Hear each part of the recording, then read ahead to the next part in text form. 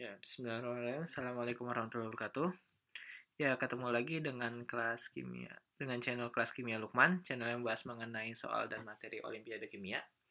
Nah, kali ini, di video kali ini, insya Allah kita bakalan bahas soal nomor 9 ya. Jadi ini part terakhir insya Allah. Part terakhir dari pembahasan soal KSN. Nah, sebelumnya sudah sampai part 1 sampai part 5 ya. Sudah kita bahas soalnya nomor 1 sampai nomor 8 dan yang terakhir ini adalah nomor 9 yakni tentang kimia organik dan lebih ke arah spektroskopi ya. Di sini banyak sekali spektroskopinya. Nah, saya cukup banyak spektroskopinya, jadi ya ini kayaknya bakalan cukup lama untuk mengerjakannya. Seperti itu. Oke, sekarang kita mulai saja. Senyawa aktif dari tumbuhan famili Zingiberaceae. Jadi tentang ini ya, temuan-temuan ya. Jadi jahe ini termasuk. Ya. Tumbuhan famili Zingiberaceae atau rimpang-rimpangan, temuan-temuan itu banyak mengandung senyawa bermanfaat. Beberapa senyawa yang ditemukan dalam tumbuhan rimpang-rimpangan telah banyak disintesis. Di antaranya menggunakan prekursor vanilin, seperti ditunjukkan dalam skema berikut. Nah, ini vanilin ya. Ya, ini kita bisa lihat nih vanilin. Nah, vanilin ini nanti direaksikan dengan ini, aseton pada suhu kamar, NaOH. Nah, kalau misalkan kita lihat di sini reaksinya apa? Di sini kita lihat di sini ada aldehid dan di sini ada karbonil. Nah, dengan di sini ada OH-. Berarti kalau misalkan kita lihat reaksinya itu kita bisa prediksi berarti reaksinya itu adalah reaksi kondensasi aldol. Jadi kita bisa prediksi ya bahwa reaksinya itu adalah reaksi kondensasi aldol. Nah, seperti itu. Jadi reaksi kondensasi aldol menghasilkan A, zat A. Nah, jadi kalau misalkan kita lihat sini ini banyak ya, tuliskan nama lain vanilin berdasarkan tentang IUPAC, IUPAC dan sebagainya. Nah, pertama kita kerjakan dulu ini. Tuliskan nama lain vanilin berdasarkan tata nama IUPAC. Nah, di sini wah susah juga nih. Vanilin ya. Seperti ini benzaldehid. Di sini 1 2 3. Berarti di sini metoksi ya. Metoksi, 3 metoksi, 4 hidroksi benzaldehid. Jadi kalau misalkan mau nama IUPAC-nya 3 metoksi. Nah, di sini benzaldehidnya 1, ini 2, 3, jadi 3 metoksi, 4 hidroksi benzaldehid. Jadi kita bisa namakan seperti itu ya. Jadi 3. Berarti kita tulis aja dulu namanya yang A ya. Dari mana tuh? Nah, ini. Jadi namanya yang A itu adalah namanya nih ya.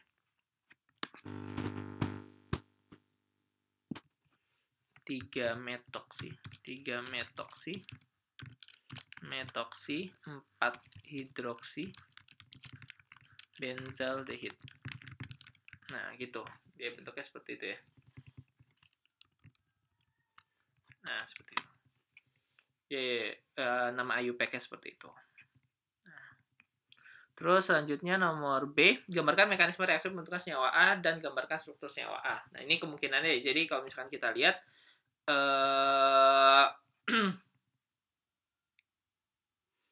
di sini gambarkan struktur senyawa A, kita bisa lihat di sini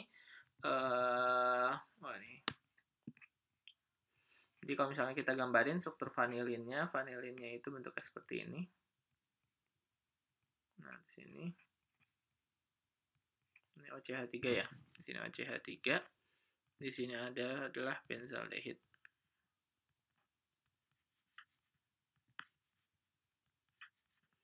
Nah, di sini terus kemudian di sini masuk si ketonnya. Nah, untuk mekanisme reaksinya berarti di sini kita bisa lihat.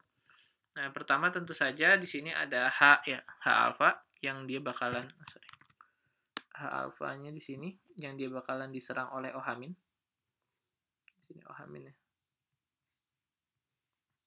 OH-. Nah, ini dia nyerang bentuknya seperti ini. Sini, ini ke atas.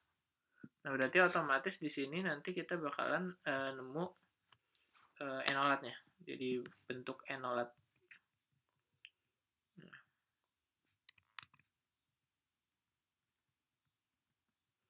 Nah, ini bentuk enolatnya ya.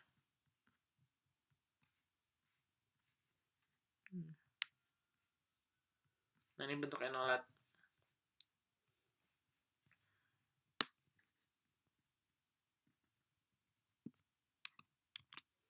Ini bentuk enolatnya. Nah, setelah itu, setelah jadi bentuk enolatnya, baru dia bakalan nyerang ke ininya, si aldehidnya. Ini bentuk enolatnya. Gimana ya? Nah, sini aja lah, apa-apa. Dia bakalan nyerang bentuk aldehidnya. Jadi aldehidnya, nah ini ininya turun. Nah, terus ini nyerang ke sini.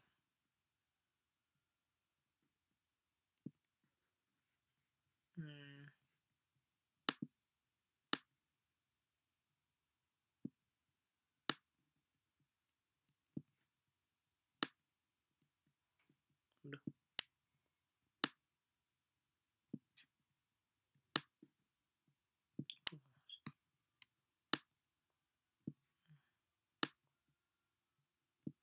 Nah, ini nyerang ke aldehidnya. Tentu saja ini naik ya.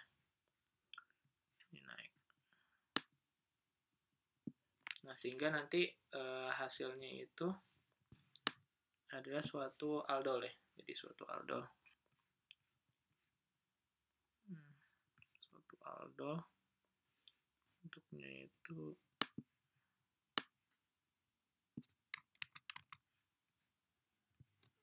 sini.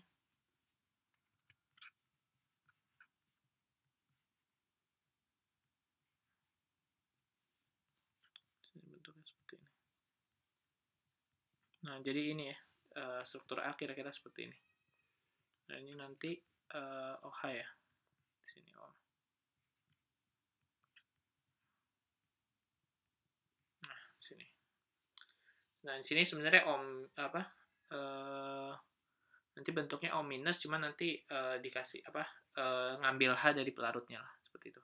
Terus setelah itu baru dia nanti bakalan terkondensasi.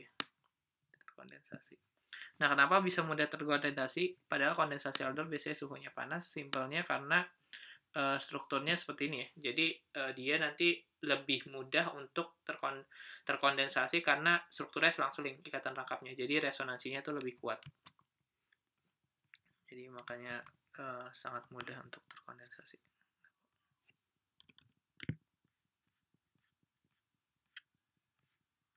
Jadi bentuknya seperti ini.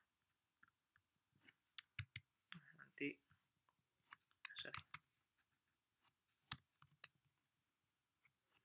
Nah, jadi bentuknya langsung seperti ini. Nah, ini adalah mekanisme dari ini ya, yang berbentuk seperti itu.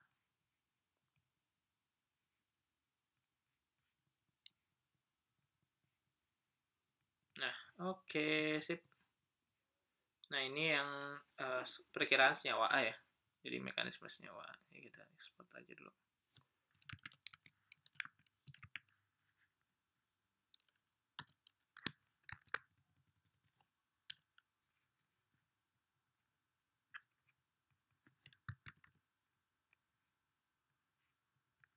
Nah, di sini kita masukin.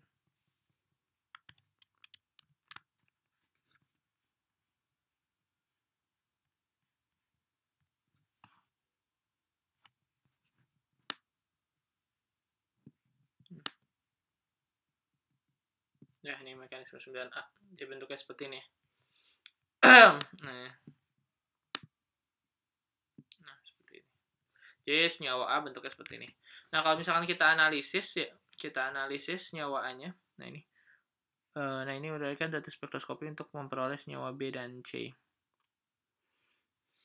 Nah, sebenarnya kalau misalkan kita analisis dari spektroskopi A, benar nggak nih kita cek A-nya? Benar nggak apakah A-nya itu benar? Kita bisa cek dari data spektroskopinya ya. Data spektroskopinya kita bisa lihat.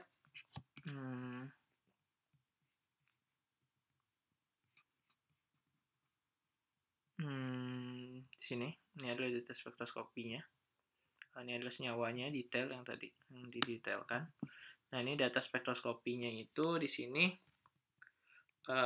kita bisa lihat di sini IR-nya itu dalam KBR itu ada 3.300, 3.312. Nah, 3.312 ini bisa dibilang dia itu adalah suatu alkohol. Nah, suatu alkohol di sini. Nah, jadi ini adalah IR-nya 312, di sini ketahuan. Di sini 1600, sekitar 1600-1700-an itu adalah karbonil. Jadi di sini kita bisa lihat ya, karbonil. Nah, sementara di sini 1200-an ya ini CO tunggal dan selebihnya ya nggak usah dipikirin sih. Biasanya karena kita lebih mementingkan gugus-gugus tertentu aja yang kita tahu gitu sepertinya. Nah, ini 1600, 2800, 2900 itu ya CH3 ya, CH3 dan alkena. Seperti itu. 1500 ya bisa bensin ini. Nah, jadi bentuknya seperti itu ya. Jadi dari IR-nya ketahuan bahwa OH-nya itu masih ada. Nah, terus selanjutnya kalau dari NMR-nya sendiri, di sini NMR ada di doublet H1 7,44 dengan J J-nya 16 Hz. Nah, di sini yang doublet ini 7,44, di sini 7,09, double doublet ininya adalah 8,2 sama 1,8. Nah, kalau misalkan kita lihat di sini untuk yang ini, nah bagaimana nih kita bisa menentukan satunya 7,44 dan satunya 7,09.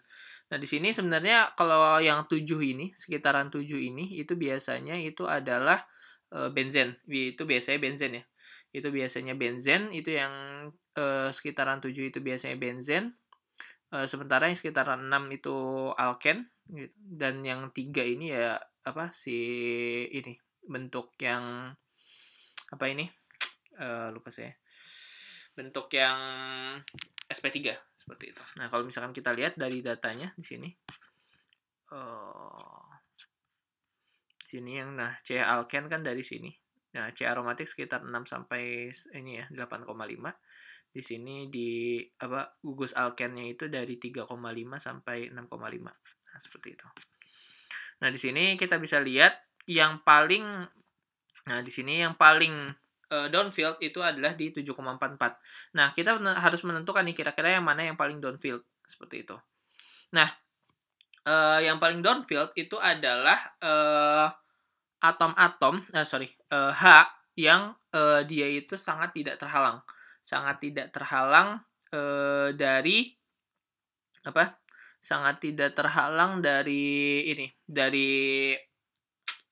elektron. Jadi biasanya itu yang paling positif, Nah, kalau misalkan kita lihat di sini, sebenarnya H yang paling positif ini bisa kita bilang yang 7,44 ini adalah H yang ini nih. Nah, ini 7,44. Kenapa dia saya sebut sebagai H yang paling downfield 7,44? Karena si ikatan rangkap ini bisa berresonansi, bisa pindah ke sini, bisa pindah ke atas, sehingga di sini akan ada karbokation gitu. Jadi di sini lebih positif lah. Nah, karena di sini lebih positif, maka biasanya dia lebih downfield. Nah, sehingga di sini kita bisa lihat H yang di sini itu adalah 7,44. Yang 7,44 ini adalah H-nya. Dan di sini juga ketahuan J-nya itu adalah 16 Hz. Nah, kalau J-nya 16 Hz itu adalah konstanta kopling ya. Jadi kalau yang namanya konstanta kopling di sini, kalau misalkan kita lihat koplingnya orto itu kalau misalkan kopling orto itu sekitar 7,9 sampai 9 Hz. Kopling meta itu sekitar 1 sampai 3 Hz, kopling para itu bisa 0 sampai 2 Hz. Nah, di sini kopling trans, di sini trans itu 11 sampai 18 Hz dan umumnya di sini 16 Hz ya. Sedangkan kalau misalkan kopling cis itu 7 sampai 13 Hz. Nah, ini J-nya biasanya umumnya 11 Hz, sedangkan yang geminal itu 1 sampai 2 Hz. Nah, di sini kita bisa lihat koplingnya itu 16 Hz. Kalau 16 Hz itu hampir dipastikan koplingnya itu adalah kopling trans. Nah, kopling trans sehingga kita bisa lihat di sini adalah senyawa trans. Nah, dia koplingnya 16 Hz terhadap ini. Nah, sehingga di sini makanya dia doublet. Dan di sini 7,44. Berarti kita bisa bilang di sini 7,44 ya. Nah, di sini ditandain aja di sini.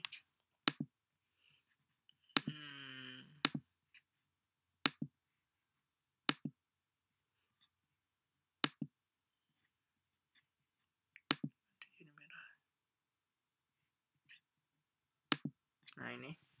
Dan di sini 7,44 ya. Di sini kita tandain bisa aja 7,44. Nah, ini yang 7,44.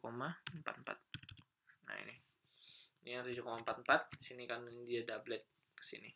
Ya, sementara yang 7,9 ini J-nya itu 8,2 sama 1,8. Nah, ini yang 7,09 ini bisa kita ibaratkan ini sebagai ini apa? Ini pasti benzen. Tidak mungkin karena di sini kalau misalkan dia alken maka dia hanya bertetangga dengan yang ini kan. Meskipun sebenarnya juga bertetangga dengan yang ini sih. Nanti ada koplingnya juga, cuman terlalu kecil. Bisa jadi tidak terlihat. Nah, ini dia tetangganya dengan ini saja, sehingga koplingnya juga pasti harusnya kopling trans, yakni yang 16 Hz. Tapi di sini koplingnya bukan 16 Hz, tapi 8,2 dan 1,8 Hz. Nah, berarti otomatis di sini itu adalah hanya dari H benzen. Dan di sini dia double doublet. Nah, double doublet berarti otomatis dia terkopling pada A dan terkopling pada B gitu. Jadi artinya dia ada dua kopling ya. Nah, di sini yang paling cocok dengan yang ini itu adalah H yang ini. Kenapa? Karena di sini ada double doublet, itu menandakan ada dua tetangga dia ya. Jadi dia bertetangga secara orto. Nah, kalau orto tadi kita lihat couplingnya itu kalau orto itu 7-9 Hz. Masuk ya, di sini 8 Hz. Sementara yang meta itu sampai 1-3 Hz. Nah, di sini kita masuk dia 1,8 Hz. 1-8 Hz. 1,8 Hz. Kecuali ada lagi nggak yang kira-kira bentuknya itu. Oh, nggak ada ya. Nah, ini berarti masuknya ke sini ya, 1,8 Hz. Nah, bentuknya seperti ini. Nah, berarti otomatis dia itu adalah kopling bentuknya yang kopling orto dan kopling meta. Nah, dia di sini kita bisa lihat yang ini dia terkopling orto. Jadi ini ada 8,2 Hz dan dia juga terkopling ini terkopling orto 8,2 Hz dan ini juga dia terkopling meta. Nah, terkopling meta 1,8 Hz. Berarti ini yang 7,09. Berarti dari sini kita bisa lihat. Nah, ini mungkin bagi teman-teman yang belum pernah belajar konstanta kopling pasti bingung. 7,09 ya, 09 Hz. 7,09 ppm, sorry. Nah, sementara yang di sini yang 7,05 itu doublet itu 1,8. Nah, 1,8 ya tentu saja yang ini. Berarti dia cuma terkopling meta doang.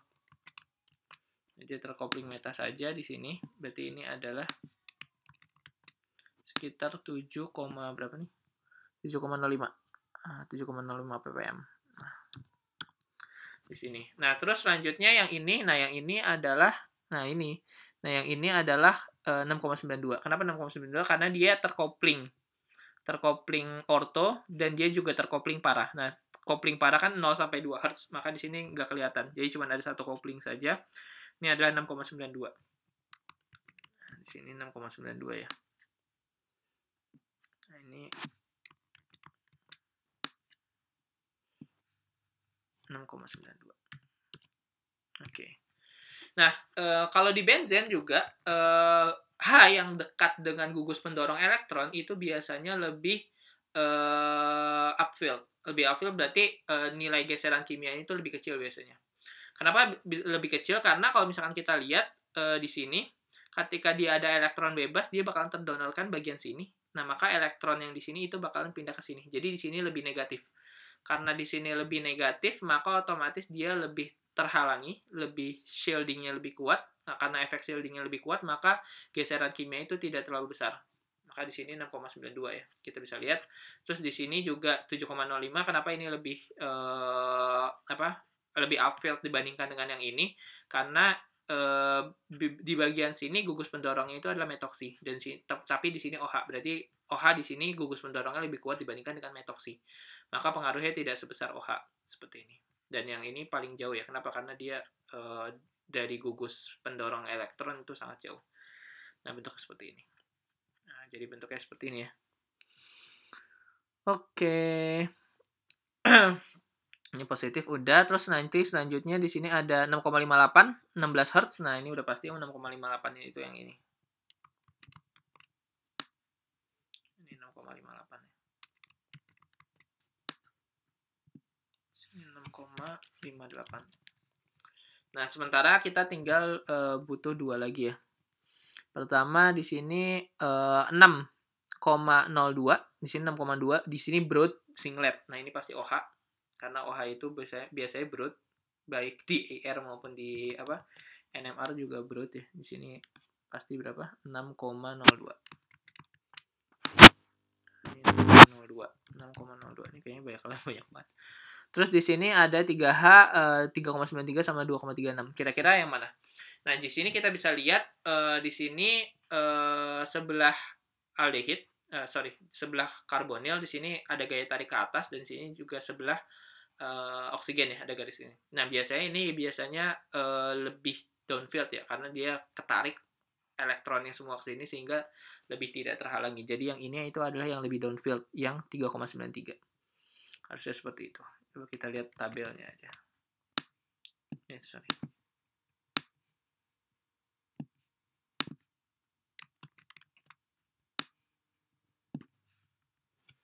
3,93. Nah, ini di sini kita bisa lihat ya, kalau misalkan ininya. Nah, di sini COR kan lebih ini ya, lebih ke downfield ya di sini. Jadi pas 3,93, dan yang satu lagi itu adalah 2,36. Nah, ini. Jadi terkonfirmasi semua ya. Secara HNMR tuh terkonfirmasi semua. Ini adalah 2,36. Jelas sekali. Makanya kalau pakai HNMR emang enak banget lah buat identifikasi gitu. Ya cuman harus ngerti. Nah, jadi semuanya terkonfirmasi ya. Jadi struktur senyawa kita benar seperti ini. Nah, terus kemudian uraikan analisis spektroskopi yang memperoleh struktur senyawa B dan C. Nah, di sini senyawa B itu adalah LDA. Pakai LDA suhu kamar dan dia 0 derajat. Nah, LDA ini adalah basa. Nah, basanya itu apa? Jadi kalau misalkan kita punya basa, berarti dia kemungkinan strukturnya itu ya dia fungsinya pasti bakalan menarik asam alfa di sini, di struktur aldehid ini. Nah, cuman masalahnya di sini dia juga punya asam alfa nih di bagian sini. Nah, maka otomatis nanti kemungkinan produknya itu ada 2. Nah, di sini diprediksi bahwa kemungkinan B-nya itu bentuk strukturnya seperti ini. Nah, ya dengan catatan apa? Dengan catatan yang diambil H-alfanya itu adalah H-alfa dari sini. Nah, di sini diambil H-alfa, terus kemudian H-alfa ini yang menyerang gugus karbonil yang ini. Nah, seret, jadi bentuknya seperti ini. Terus terkondensasi jadi kondensasi aldol, bentuknya seperti ini. Nah, ini kemungkinan B. Nah, terus kemudian kemungkinan C-nya itu adalah yang nyerang itu yang ini. Jadi H-alfanya itu di sini yang diambil oleh si LDA-nya. Nah, terus kemudian dia menyerang ke bagian aldehid yang sini. Sehingga bentuknya itu jadi seperti ini. Nah, jadi bentuk seperti ini. Jadi si OH. Nah, bentuk seperti ini. Nah, tapi nanti kita coba konfirmasi bareng apakah struktur ini, kedua ini emang tepat atau tidak. Gitu. Tapi ya perkiraan ya bentuknya seperti ini. Nah, terus kemudian analisis dan ini struktur B dan C. Nah, ini kurang, ini ada 10 ya. Ada 12. Poinnya 12 cukup banyak. Cuman datanya sungguh ribet di sini. Nah, di sini kita bisa lihat sini analisisnya gimana. Nah, di sini ada 3325. Nah, di sini dan 3341 berarti B, baik B maupun C itu masih terdapat gugus OH ya. Gugus hidroksi di sini. Nah, di sini di C-nya itu ada 3150 dan ada 2958. Nah,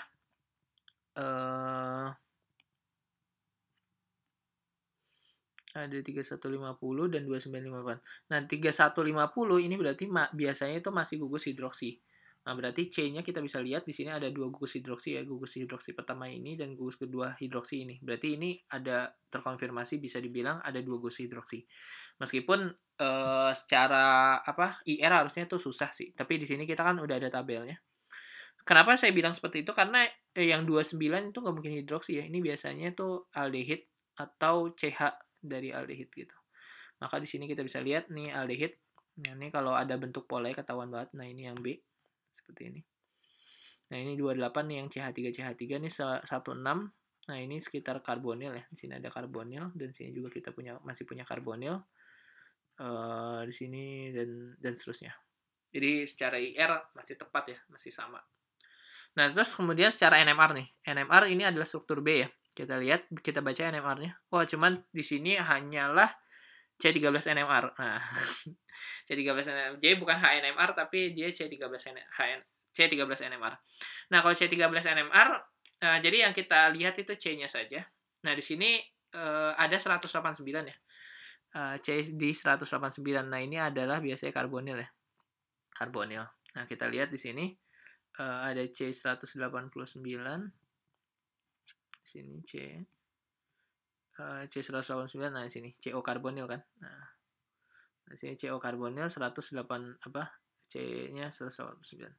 Nah, maka di sini kita bisa lihat di sini adalah karbonil ya. Karbonil mana nih? Nah, ini C189 itu adalah karbonil. Berarti kita terkonfirmasi yang ini.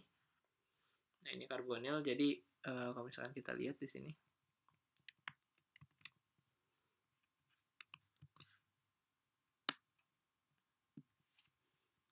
Ini karbonil.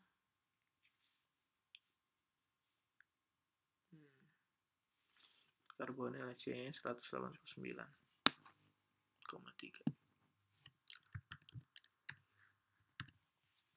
Nah, ini C-nya 189,3. Ini adalah C karbonil. Yang B. Terus kemudian di sini 148, 148,2, 148, 146, 143, 129. Ini biasanya ini adalah C dari benzena ya. Di sini C dari benzena. C dari benzena itu yang 140-an, karena 140-an tuh alkena biasanya C-nya. Nah, di sini C alkena tuh, C aromatik di sini 140-an sampai 160 ya. Maka otomatis biasanya ini adalah C aromatik atau C alkena. Nah, di sini kita bisa lihat gimana cara menentukan C aromatik itu biasanya lebih ini ya, lebih apa? Downfield, lebih downfield seperti itu. Jadi otomatis di sini wah, ini lebih susah nih identifikasi ini. Jadi kita lihat aja yang bagian ininya. Di bagian belakangnya dulu. Di sini ada 56. Nah, 56 ini biasanya ini adalah C yang terikatan dengan CH3. Ini harusnya yang ini sih, yang 56. Coba kita lihat di sini. Di tabelnya itu yang 56 itu. Nah, di sini kan. Di sini 56 itu adalah mepetnya ke sini biasanya CH2 atau CHR. Dulu. Nah, ini 56 di sini. Biasanya CH3 yang mepet dengan O tuh di sini. Di apa? Adalah di sekitar hampir 60. Di sekitar 56-an. Berarti di bagian sini berarti otomatis di sini kita bisa tahu ya bahwa yang 56 tadi. Nah, yang 56 ini itu adalah OCH3 sini. Nah, ini ribet. Cuman nih lumayan 12 poin ya. Ini bentuknya 56. Nah, yang 56 tadi. Terus di sini ada 32, 30, 23, 23, 13 dan sebagainya. Ini adalah C yang ini tentu saja. Nah, ini. Nah, ini misalkan 30, 23 dan 13. Ini 30, 23 dan 13 ya. Di sini kita bisa lihat. Nah,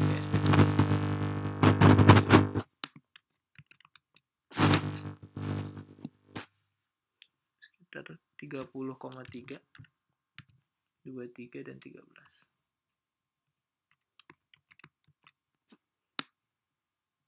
Nah, ini 23. 22,3, sorry, 22,3. Dan yang terakhir itu ada yang 13 ya. Ini 13, berapa? 13,8. Oke. Udah seperti itu. Nah, ini yang C SP3. Bentuknya seperti itu. 32. Nah, ini ada 32, 32 ini mungkin yang ini ya. Jadi bagian sini.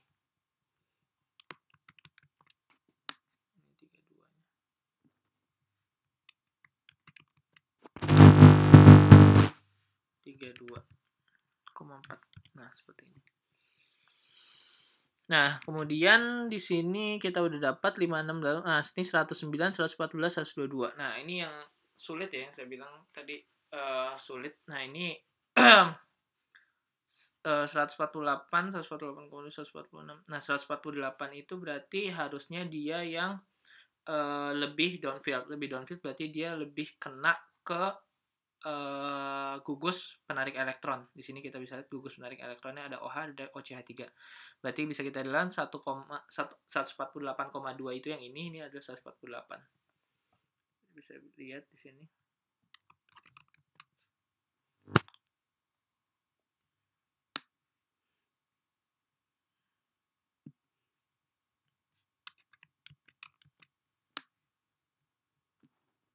$148,2. Nah, di sini 148 ya.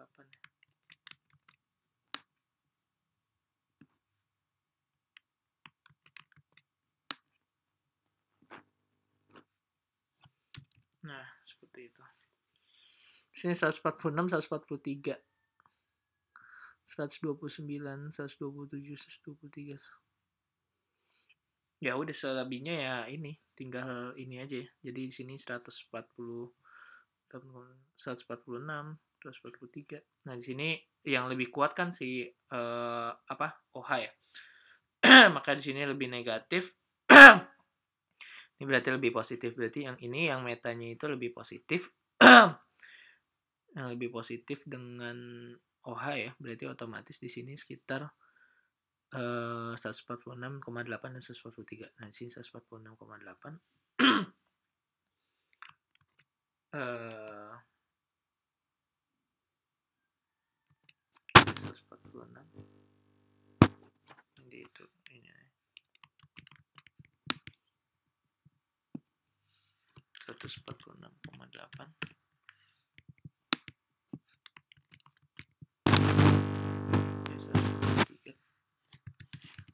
Nah, seperti itu.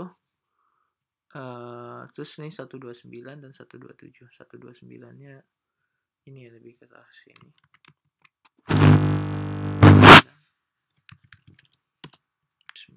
Ini cuman susah sih emang. Ini yang saya prediksi juga belum tentu tepat sih. Karena yang buat CC yang ini tuh susah.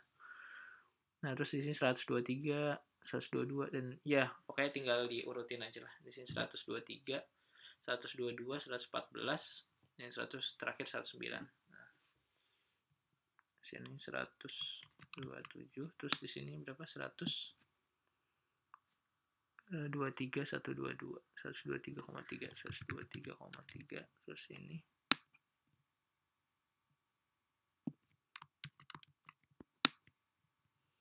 3,3, 122,8, 8, terus 114, 127, 123, 122,8, 114, sama 109.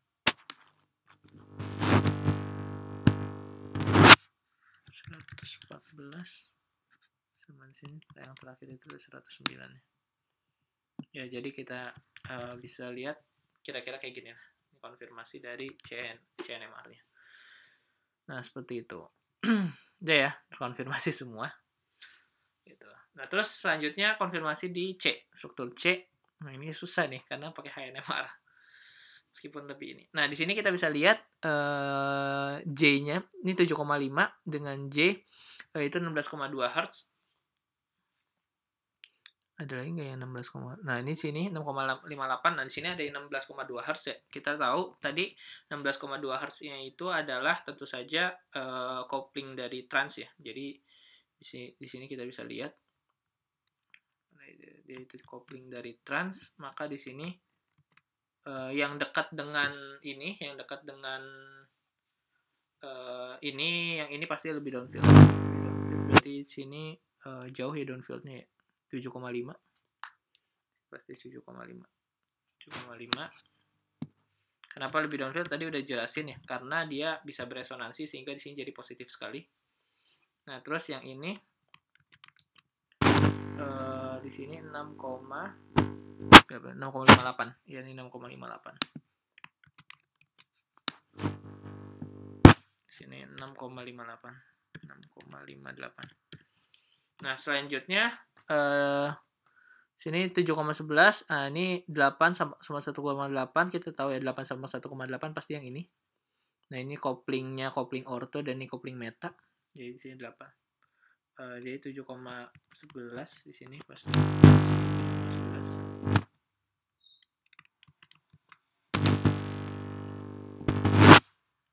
7,11. Nah, seperti itu. Nah, ini kita kurangin aja kali ya. Sini 7,11. Nah, seperti ini. Nah, selanjutnya di sini 7,5. Ini yang doublet ini ya, meta.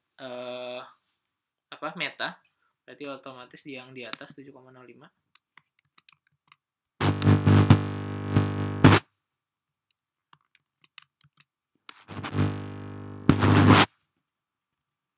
Ini 7,05 yang di atas.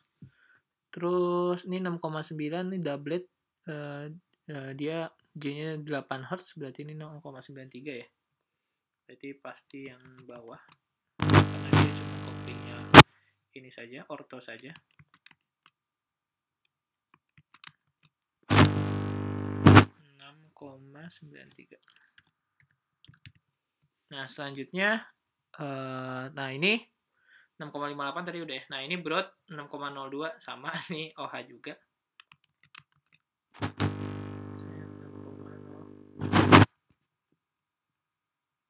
Satu H singlet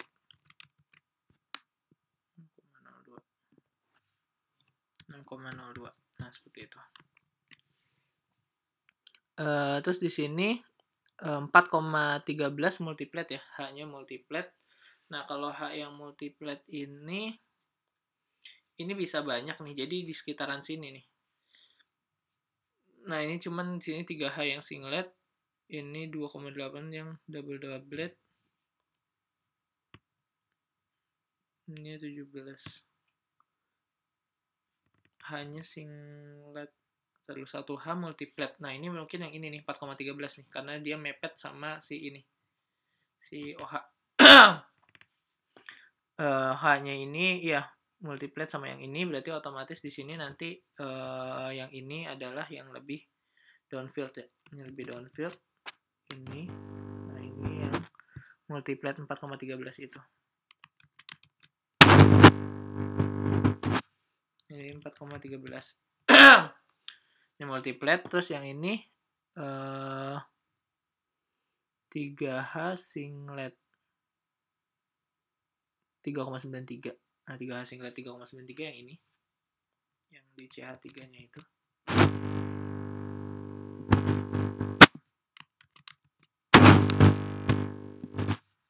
3,93. Nah, terus kemudian di sini 2,88 1H double doublet, ininya 17.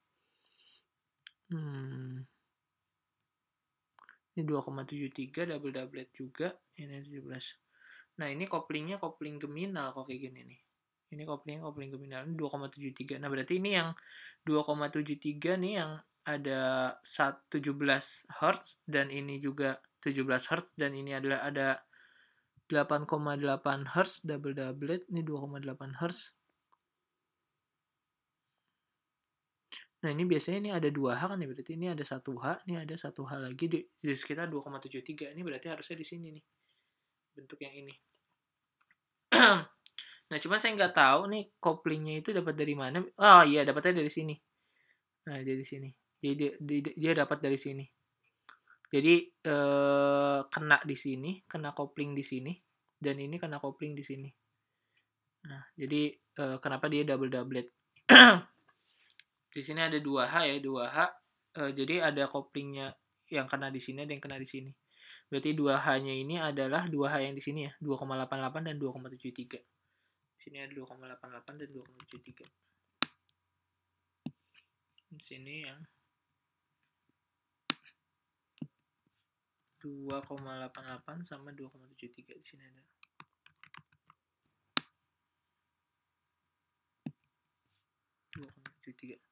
Jadi di sini ada 2H yang berbeda ya.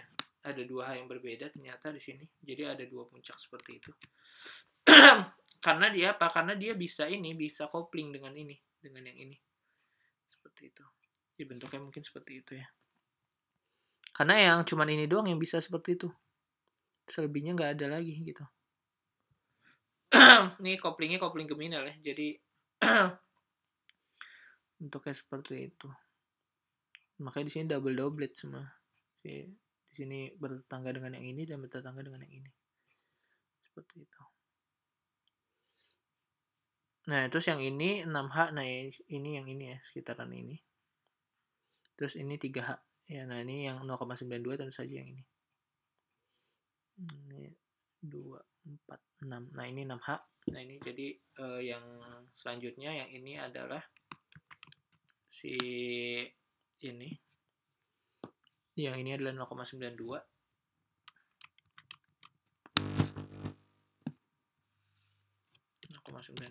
Dan yang satu lagi ini yang 6H yang bagian sini. Jadi sini 6H nih. Yang satu sinyal sekali, bukan satu sinyal sih, sebenarnya pasti ada 3 sinyal, cuman dirangkum di satu. Sini 1,8 sampai 1,58 sampai 1,35. 1,58 sampai 1,35. Nah, ini bentuknya seperti ini. Ya, jadi bentuknya seperti itu ya. Bentuknya seperti itu. Oke, jadi bentuknya seperti itu. Nah, sementara OH yang sini sinyalnya nggak dikasih tahu di sini. Oke, sip. Jadi bentuknya seperti ini, terkonfirmasi semua. Cukup panjang ya. Konfirmasi semua. Jadi udah nih dapat 12 poin. Insya Allah benar. Gambarkan struktur senyawa D, E, F, G, H. D. Senyawa D direaksikan dengan 2 ekivalen MCPBA menghasilkan senyawa D. Jadi yang B-nya itu, yang B tadi direaksikan dengan 2 ekivalen MCPBA. Oh, yang senyawa B mana? Ini senyawa B. Oh, bentar dulu. Ini senyawa B. Ini bukan, ini senyawa A. Ini senyawa B yang ini. Nah, ini 2 ekivalen MCPBA. Di sini kita tahu ya bahwa ketika direaksikan dengan MCPBA maka ininya jadi epoksida. Maka kita gambarin aja senyawa epoksidanya. Jadi di sini kita ini ya.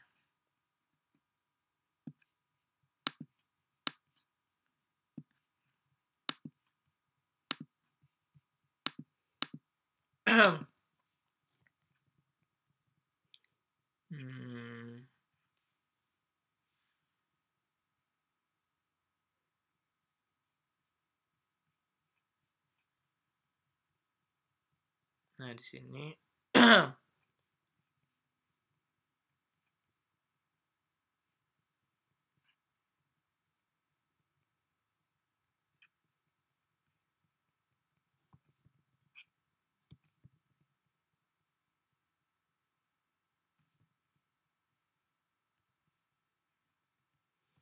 satu, 2, 3, 4, 5. Nah, ini bentuknya kan seperti ini.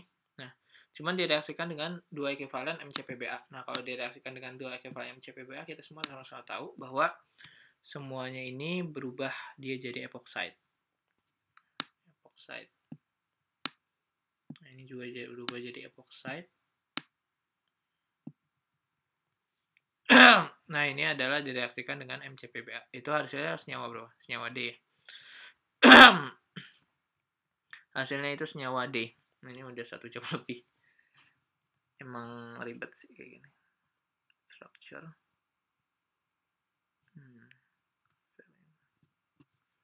Senyawa D ini 9D ya.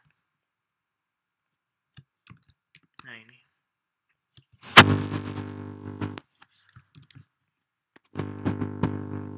Aja 9D. Sini 9D. 9B 9B 9B ya. 9B 9B. Oh, saya terbalik. 9C ini harus 9C. 9B yang ini. 9B.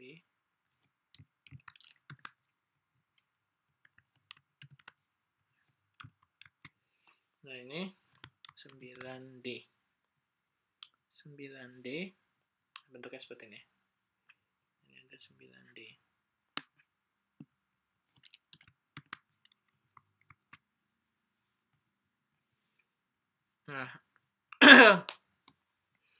Nah, direaksikan NaBH4 dan pelarut etanol dilanjutkan dengan penambahan larutan asam menghasilkan senyawa E. Nah, berarti ketika diiniin kita menganggap bahwa ini hanya bereaksi dengan ini ya, karena ini kan nggak bisa bereaksi ya dengan si NaBH4-nya, maka ini jadi senyawa E. Nah, berarti otomatis senyawa E itu tinggal dijadiin OH aja ini. Nah, sini jadi OH, ini jadilah senyawa E, simple. 9E.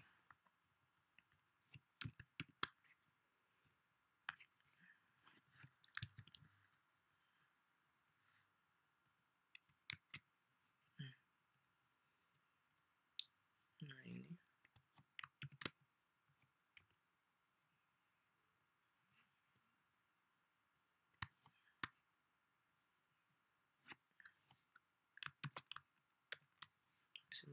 E tinggal diganti aja gambarnya.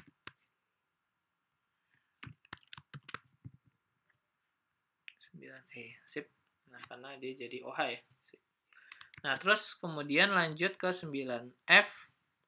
9F itu reaksikan dengan C2H5MgBr. Nah ini dia bakalan bereaksi ke molekul yang paling tersubstitusi ya. Jadi kalau misalkan strukturnya seperti ini ya paling tersubstitusi. Jadi nanti geraknya di sini dan ini yang paling positif itu di sini. Berarti otomatis di sini dan di sini. Nah, maka otomatis dia nanti si CH3MgBr itu bereaksi di sini dengan di sini. Kenapa? Karena dia nyari yang positif. Nah, seperti itu.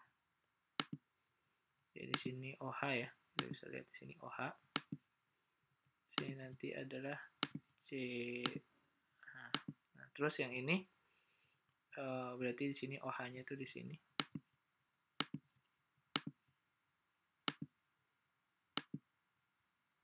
Oke.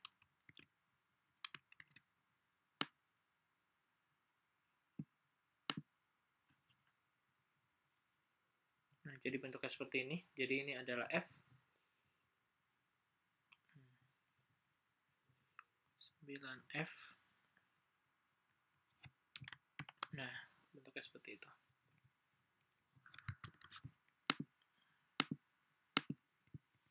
Nah, itu.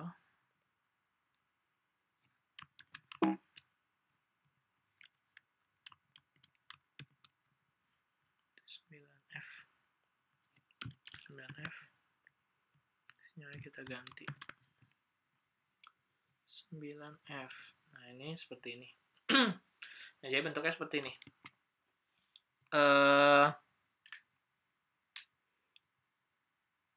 Betul ya.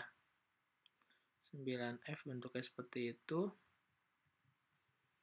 Nah, udah, sip. Nah, C dapat ditransformasi lebih lanjut dengan senyawa turunan lainnya. Lalu reaksikan dengan PCC menghasilkan senyawa G. Nah, di sini direaksikan dengan PCC menghasilkan senyawa G. Ini yang C ya. Jadi senyawa C-nya bentuknya seperti ini. Kita harus gambar lagi senyawa C.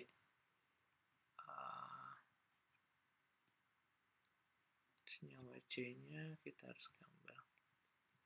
Bentuknya gimana ya? Berarti di sini kita gambarin bentuk seperti itu, terus ini, bentuk seperti itu, terus ini.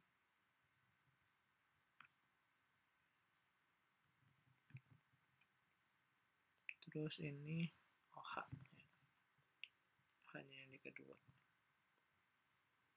Nah, bentuknya seperti ini. Terus nanti 1, 2, 3, 4. 1, 2, 3, 4. Nasib. Ini adalah senyawa C. Terus dia minta PCC ya, menghasilkan senyawa G. Nah, PCC ya ini, jadinya bentuknya seperti ini. Dioksidasi saja. Simple ya. Senyawa G. Nah, ini yang ribet itu ya ini sebenarnya. Yang tadi. Apa identifikasi dari HNMR-nya dan CN13NMR.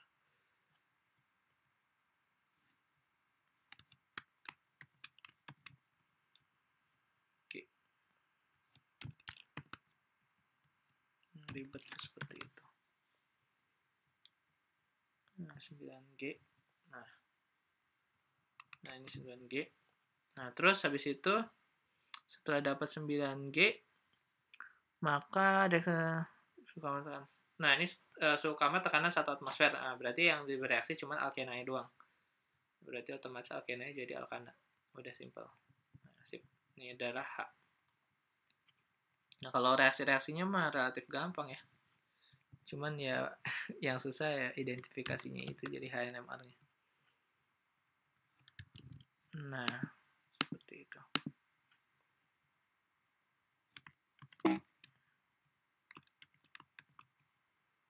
H.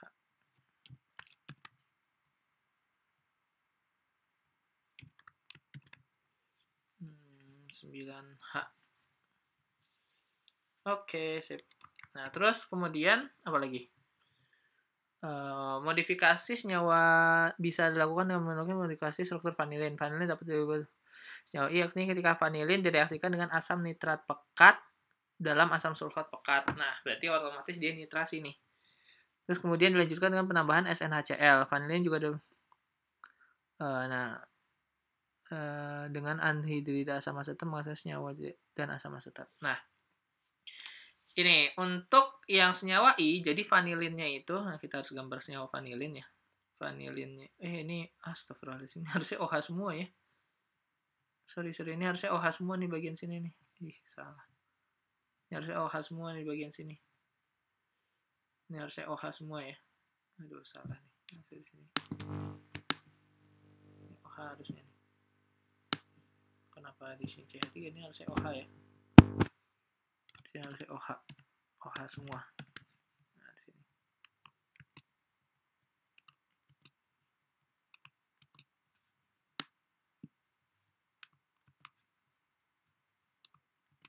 Nah, terus senyawa I itu vanilinnya.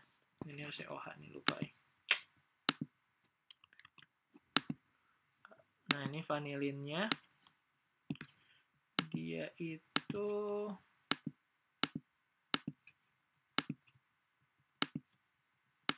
nah, ini vanilin. Terus kemudian habis itu vanilinnya itu direaksinya asam nitrat pekat. Nah, yang asam sulfat. Nah, gini ini dia orto. Nah, ini lebih kuat orto ya. Orto dan sini meta, berarti otomatis harusnya asam nitrat pekatnya di sini. Nitro, di sini nitro. Dia sekarang reaksi pembentukan senyawa F adalah senyawa I, J, dan K. I-nya itu dia terbentuk nitro di sini, terus habis kemudian nitro, kemudian direduksi pakai SnHCl, jadinya di sini NH2 ya. Nah, di situ. Habis itu, setelah jadi NH2, nah ini berarti adalah senyawa I. Nah, senyawa I ya.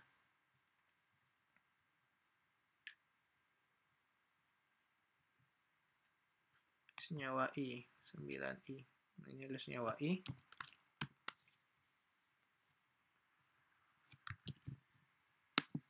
Ion distransfer. Nah, bentar lagi ini. Udah nggak muat lagi. Nah, ini senyawa I. 9I. Harus segera diakhiri. Udah nggak muat lagi. Ini. Nampung. Nah, ini 9I. Terus nanti 9J-nya itu ditambah apa? Asam asetat, anhidrida asam asetat. Nah, kalau dikasihin anhidrida asam asetat, maka jadinya bentuknya seperti ini. Ini tinggal dikasihin asam asetat aja. Nah, ini untuk yang ini. Nah, ini tadi kan nggak ada ya. Nah, ini untuk yang J. Nah, ini 9, ini 9J ya. 9J.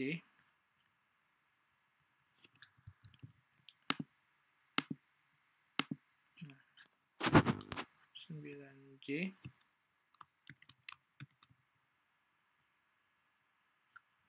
9J.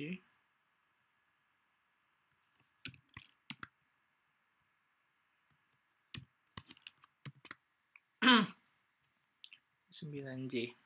Seperti itu. Nah, untuk yang K, senyawa K-nya itu dibilang apa? Dimetilasi menggunakan reagen HI dan pemanasan. Demetilasi. Oh, berarti lepas si ininya. Nah, ini kalau reaksi-reaksinya mah relatif gampang ya. Jadi yang ini lepas aja, demetilasi. Ini adalah senyawa K.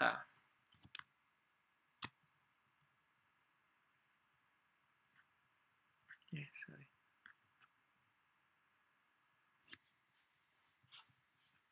Senyawa K. 9K.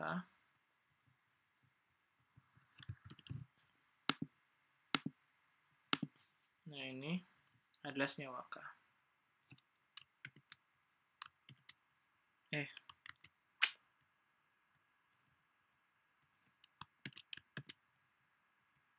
Senyawa K. 9K.